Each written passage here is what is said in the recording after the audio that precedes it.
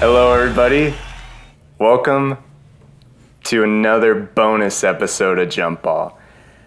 I'm the host for the bonus episode today, AJ. I'm here with my own little thing. I'm here with Adam. Adam, how's it going?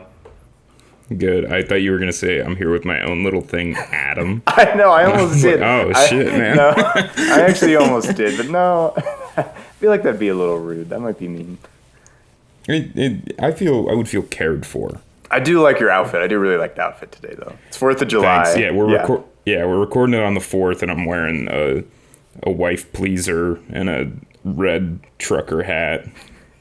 I was gonna see how you referred to that shirt. I feel like there needs to be another name for the shirt, right? I've gone wife pleaser. Yeah, right. Instead of the yeah, that one I think is better, I guess, than the alternative. So you know what I already like about.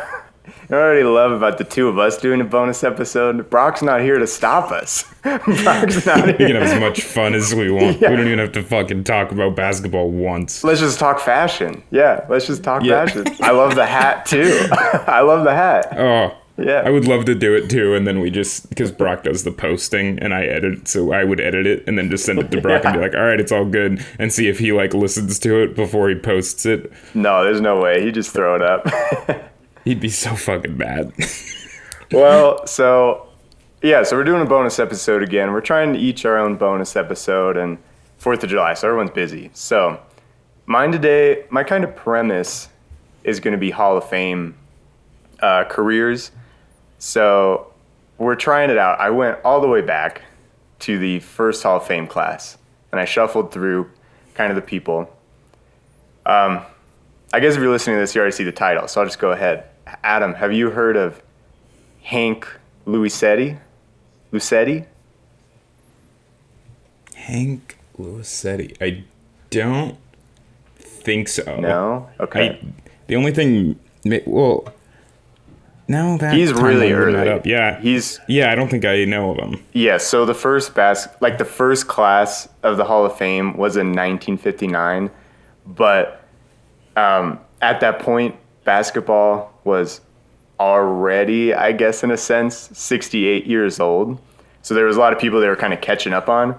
So Hank Luisetti, he was born in 1916. Sick. Yeah. So there was it was mostly coaches, actually. I was kind of surprised. There was a few players like our guy Hank Luisetti that we'll get into. George Mikan was the big name. Mm-hmm. Otherwise, it was a lot of coaches, and I think I'm going to do an episode. There was a team called the Original Celtics, or the Original Boston Celtics, something like that. Have you heard of them? Oh, weird. Yeah. No. They were like a barnstormer team, so they just traveled around the country and, I guess, basically destroyed. They won every game. They're incredible. But Hank Luisetti, he made it because he was also he was a big name in the 20s and 30s, all right? So we're going back. We're going back. It. Yeah. So he's born in 1916. His real name is Angelo Giuseppe Luisetti. Sick. But he felt like Angie was too girly, so he went by Hank. He chose Hank in high school. I was like, it's the manliest name. Yeah, you can't go much serious than Hank. Yeah. So Hank went to Stanford in the mid-30s, and he kind of popped off because he is the first player, at least on record, to move away from the two-handed stop shot. He's credited as being the guy that basically invented the jump shot.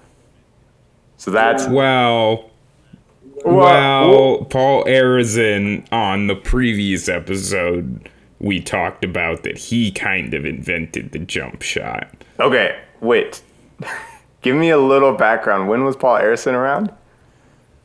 Because I would say Hank maybe didn't invent it, but he got at least the ground running in like the 30s. Hank was earlier than Paul, because Paul like played in the NBA, like Oh, very okay. early NBA, Okay. like 40s, like late 40s, 50s. So, yeah, all right. So that guy probably fine-tuned it more. I mean, Hank's shot is described as just being it's like an in-motion one-handed toss-up. Like, and so he technically leaves the air, it said, but it's still pretty rugged. It's not I don't think it was very smooth at all, you know. Well, sure, yeah. Yeah. But so he went to Stanford and he started just tossing them up one-handed while everyone's like, you know, getting set, doing little chest pass shots. I watched some old film. Have you gone back that far and watched old film? I don't know specifically if I've gone that old, but I've gone as old as I can. So Yeah, something around there probably. I found some like 40s tape on YouTube, and it's a weird shot. It's a very It strange looks shot. uncomfortable. Yeah.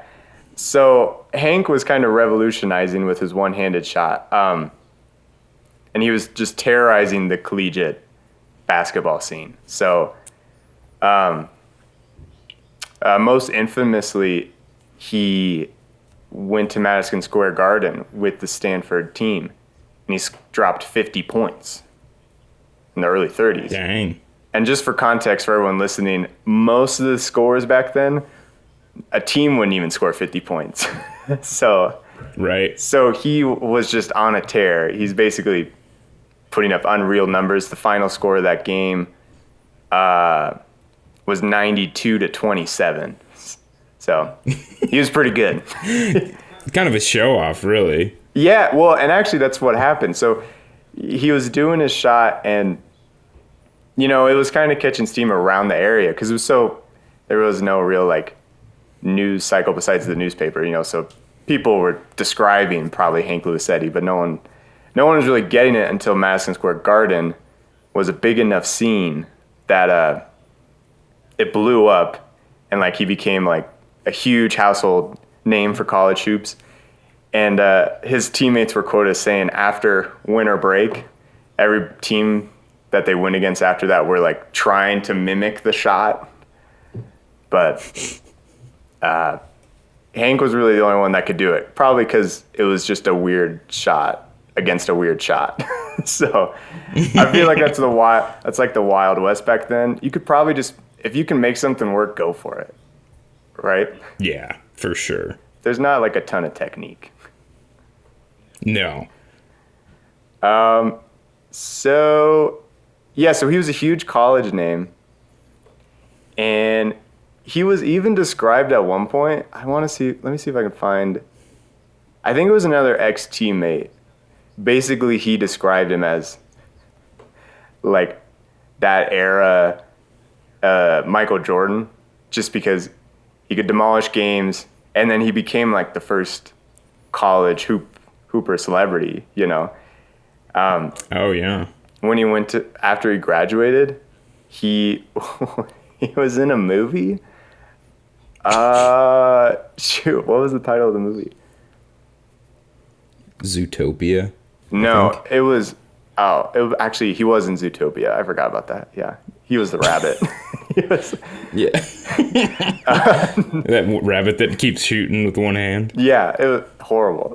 No, it was called Campus Confessions, and they paid him $10,000 to come be in the movie, and everyone hated it, including Hank. Oh. Yeah, Hank was a very reserved guy. He was like flashy on the court, but then very, you know, he's very reserved. He's Hank.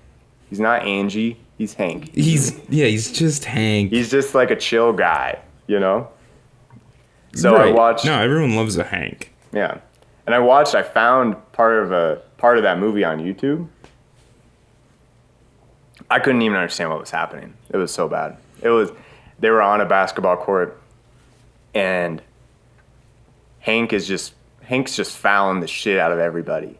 I think he was supposed to be the bad guy, because he's like at one point they're running back and it's in like black and white, you know. It was in of course, 1938. at one point, Hank literally like lays on the ground to trip somebody, and that guy falls over, and everyone gets really pissed and starts trying to get into a fight. And then I think either Hank gets punched in the face or Hank punches somebody in the face. I don't know. Not the best movie though. Couldn't tell what was going on. We should make a shot-for-shot remake of Campus Confessions. That could be cool. Which one of us would be Hank? Hank Luisetti. Brock's definitely Hank. If he's a bad guy, it's fouling everybody. It's definitely Brock. It's funny. This is good. I mean, for the listeners, you're not going to know our other friend, but there's another friend that we played basketball with. His name's Jimmy. And Jimmy and Brock just always end up getting in a fight because Brock gets down low, and he starts pounding the paint. Jimmy calls the foul. Brock says, no foul. Never foul. Yeah, that's the whole premise of our movie. Yeah. It's just Jimmy versus Brock. Campus Confessions 2, Jimmy v. Brock. There was a weird like couple of rich people. It looked like rich people watching from the sidelines. We could be them. Like I could get in a suit. Yeah. And I could like clap. You know, do the little clap or whatever. Like we could. Mm-hmm. Yeah, we could do absolutely. Yeah, we could be like who are those two Muppets that sit up in the balcony with like their little things and just razz them? Maybe we should just do that for the next Jump Ball episode. When Brock's a host, we just attack him. That'd be really fun. That'd be really fun. Yeah. Okay, here's my weird segue. The movie was by Paramount Pictures. Do you know about the AAU basketball circuit back then at all? In the bonus episode that I had researched next, I do know that like some of the basketball teams were sponsored by like movie studios because I saw a bunch of Universal Pictures, like guys who their team was Universal Pictures. Yeah, so that was gonna be my segue because he didn't exactly play for Universal Pictures, but I found there was another guy in the Hall of Fame that did. And it was so confusing reading it because I was like, what? His team was the movie studio. Okay. But Hank graduated college, and back then there was really nowhere to go. The pros weren't quite there yet. So he went to the AAU basketball circuit early 1940s, still tearing it up. He had the record for most points in a college career. So, and most movie appearances, I'm sure. So that's cool. He played for the San Francisco Olympic Club. It's not a bad name. Yeah. He played for the Phillips Oilers. Okay. And then not bad. Not bad. Not great. Yeah. And then St. Mary's Pre-Flight. I don't even know I don't know how I feel about that one. I couldn't even find anything online about it. I couldn't find who St. Mary's was. But I could find people that were on the team, but I couldn't figure out what is St. Mary's Pre-Flight AAU basketball team. Pre-Flight. Yeah, I don't. Was the there only maybe thing I can think of is just that like they acknowledge that their players can't jump very high. And so they like excel in the pre-flight aspect of the game, but I don't know why you would make that in your entire team identity because it's not necessarily a good thing. I have no. I mean, Hank. I don't think Hank dunked. He wasn't that tall. He was a guard. I went to maybe there was some old pre-flight concessions. Is St. Mary's? Maybe they got airports, and they have like a whole pre-flight thing. Maybe, or maybe they just like are really into cars, like they're anti-plane, so their whole identity is like the pre-flight world was better. yeah. There was. I forgot to tie in this. The whole time Hank was playing, there was this huge culture battle between planes and cars. I forgot about that. That was happening. Hank was a car guy. Obviously, he played for the pre-flight people. Played for the pre-flight. Yeah. I mean, I think he hated the movie probably because they took him on a plane. I'm sure that was the problem. Oh, yeah, that's got to be the issue. He's like, I can't believe this is... people on the internet in 100 years are going to cancel me for this. Yeah, I'm in the air. Fucking put me down. Take me out of the air. Put me on the ground. Get me down. I don't want to be up here. So, yeah, he was great in the AAU circuit. I didn't do too much research into that just because... I don't know. It was kind of underwhelming. I mean, basically, he made the finals or won the championship every year. So he was great. You know, he's still dominating. People are slowly starting to pick up his shot. I think this was... So it would have been the early 40s. So who were you talking about earlier? This guy came in the late 40s? Is that what you said? Oh, Arizon? Yeah. Arizon was like late 40s into the 50s. Okay, maybe he was watching Luisetti out there, hopping off. Could have absolutely. You heard about the old Luisetti? Is it Luisetti? Luisetti, yeah. The old Luisetti leaner.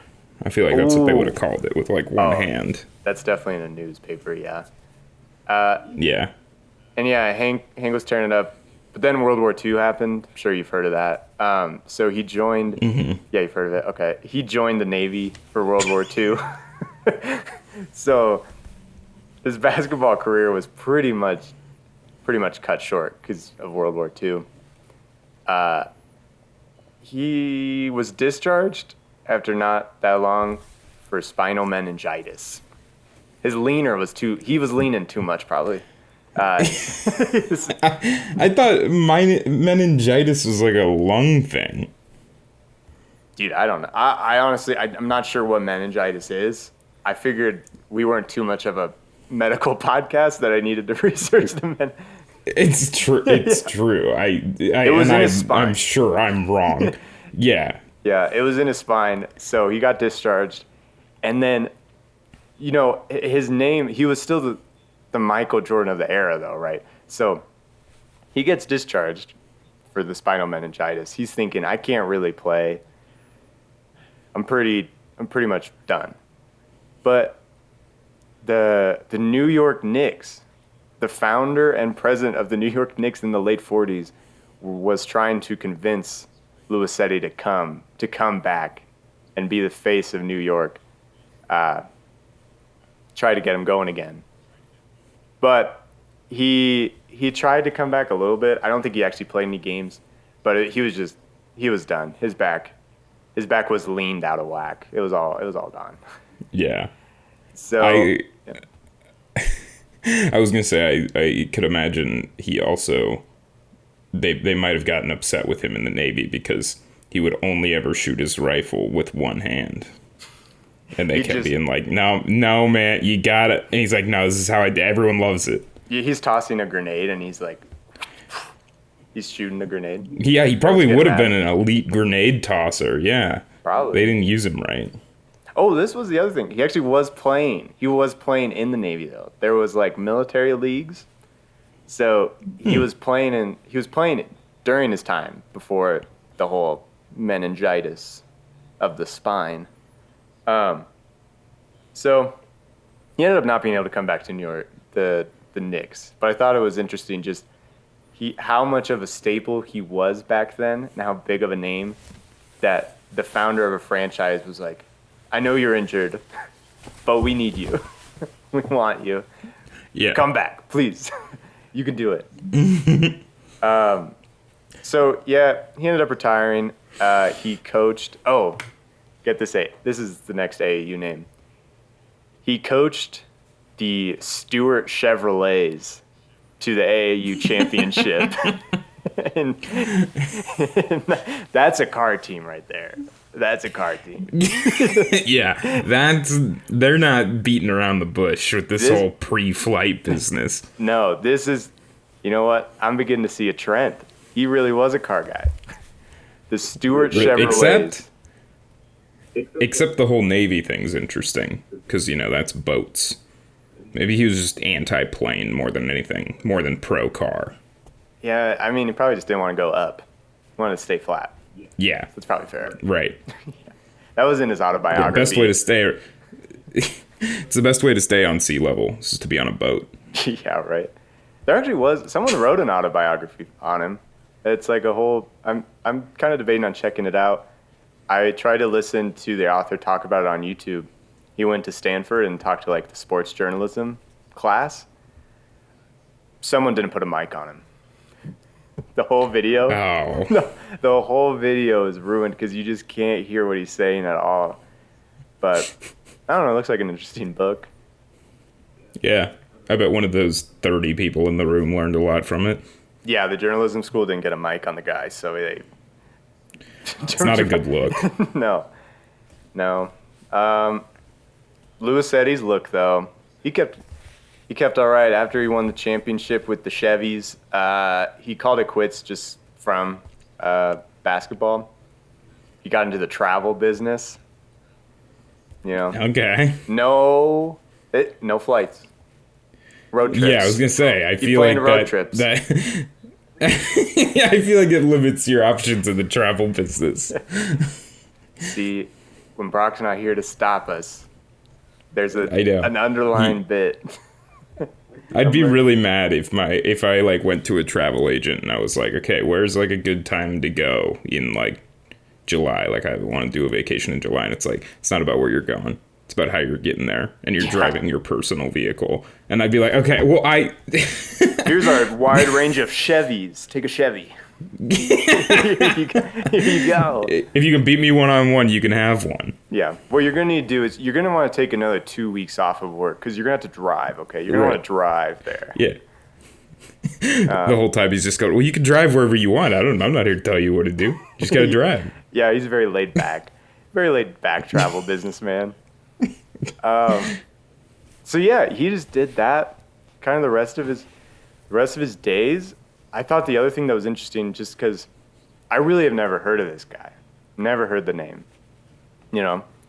but in 1950 he was only behind George Mikan in a poll for best player of the past mid-century, I guess, half century. He was only behind George Mikan, even by 1950. Dang, dude's a problem. He was. I mean, he was in college. I mean, I guess, and then the AAU. I don't really know how closely people could follow the AAU, but yeah, I guess they. Yeah, I mean, I think from how I understand it, that just like was the closest thing to a professional league. Like that's just what all the best college guys did. Yeah. And then they just went into AAU. Yeah, I wish I could have found like a salary. They must have been paid. I mean, enough to live, I guess, but. No, you can't get paid for AAU. Oh, they wouldn't pay them? Because that's what AAU stands for, is Amateur Athletic Union. Oh, shoot. Wait. What did Hank do? He just wrote his money from the movie his whole life? Shoot. Well, I would assume that's probably why, like, they had the sponsors, like Chevrolet and whatever, is, like, they probably paid, like, all the travel fees and stuff. Like, they probably paid to get them there, feed them, put them up in their things. Yeah, and then they would just show up and hoop. Yeah. Dang, it's such a... It was funny to hear, like... kind of just get that idea of what it was like when basketball was that early on. It started in 1891. Yeah. It was invented in 1891. So when Hank was born, the game was only 15 years old. Or 17. Yeah. I saw it in my next bonus episode. I'm talking about early Olympic basketball. And one of the things was that at the first time basketball was shown on a world stage, they had a basketball like exhibition at the 1908 Olympics. Mm-hmm. Like they just like were like, here's the guy who made up this game that people are starting to play in America. Show us how it works. And he like did a presentation of just being like, put it In the put hoop. it in the thing. Yeah. And everyone was like, oh, okay. That was Well, I'm awesome. into that. Yeah. I was surprised when I watched the really old films that the shots were awkward, but some people actually did a little bit of dribble, like dribble between the legs. It didn't look like it was. Yeah. I don't know if it was really accomplishing much. I don't know if they're breaking ankles, but they were still kind of weaving it around. You know, they were getting going. Sometimes it doesn't look that far off. Yeah. Like, outside of obviously just like the comfort that modern players have with, like, you know, dribbling to either side and the speed with which they're doing it. But like sometimes like a lot of the like spacing and like passing and sets like kind of looks pretty similar, you know? Yeah. His Luisetti's Stanford coach had a quote about him saying that they used to just confuse the hell out of their opponents sometimes, because I feel like back then there's so much experimentation. They would do full court press with both the guards and the forwards, so everyone's up at the front trying to stop like just the two guards usually coming up the court. And then there'd just be like one guy back, just hounding them. There was a bunch of stuff. Maybe we should do an episode on this. What do you think the figure 8 offense is? Or is that a thing still? Like a guy right at the key, maybe he's the middle of the 8? Is that what's going on? I would kind of think that's, sort of just like the give and go weave at the top of the key. Like that. It's probably, I would guess, like similar but more chaotic to that. I think it was chaotic. He said part of the reason Hank did so well at Stanford was because they relied heavily on the fast break. They were a zoom-in team. So even in the half court, they were just buzzing around trying to get his like one shot leaner off. So this probably sounds about right. Yeah. So Hank, traveler, road trip planner till the age of 65, retired. He died in 2002. So good on him. Wow. Yeah. He saw 9/11. He did see 9/11. It's kind of crazy to think about. Like, the guy invented shooting a basketball with one hand, and then he saw 9/11. And he was like that man saw War a lot II. of stuff. Yeah, Hank lived a full life for sure. Hank lived a crazy full life. Yeah, I'm trying to just look through quickly, see if there's anything else, but I felt like it was worth. Wait. Oh. God, Okay, you go. I don't know how to put this together. What? Okay, go. Oh, are you okay? What do you think made Hank hate planes more than having to witness 9/11? He probably, in his whole adulthood, was talking about how he hates planes and we never should have done planes. And then in his last year of life, he just had a reason to go, I've been telling you guys. I've been saying this. Damn, I hate how much this is connected. It's so easy to bring back. I keep bringing up planes or cars. Oh my god. Yeah, Hank wasn't a plane guy. And he definitely wasn't. He definitely wasn't by then. Definitely was out on the whole plane idea. I'd like to think that maybe he came around to planes when he was like 92. He was like, all right, I'm going to give it a shot. There haven't been any like major catastrophes with planes. You know, maybe I was all worked up about this. And then 9/11 happens. And he's just like, oh, I'm done with this. I'm going back to road leaving trips. for the pearly gates. Yeah. God damn it. Well, yeah, I just thought it'd be interesting to bring up someone this old. I was kind of interested to see how it would go. But, I mean, he's an important figure in just the sport history. I feel like no idea who he was, though. Never knew. I didn't even know. And usually I'm surprised if I don't know old guys, but especially a guy that was, like, that good and renowned. Yeah. Yeah, he He was crazy. Madison Square Garden. Oh, yeah, that was the other thing. At Madison Square Garden, he was kind of quoted as being the only athlete or anything of that nature to be able to sell out MSG at that time. It was a crowd for that game where he scored 50. It was a crowd of almost 18,000, which back then that's a lot for just a college basketball game. Dang. So What a guy. what a guy, Hank Luisetti, Angie. What was his full name? Angelo Giuseppe Luisetti. So there you go. All right. So I think we're going to come out with this episode on Friday, and then if you're listening to this, we will be back with a regular trivia episode, getting back to season 8 a little bit after everything's calmed down. Is Brock It's the a host? holiday. You know? Yeah.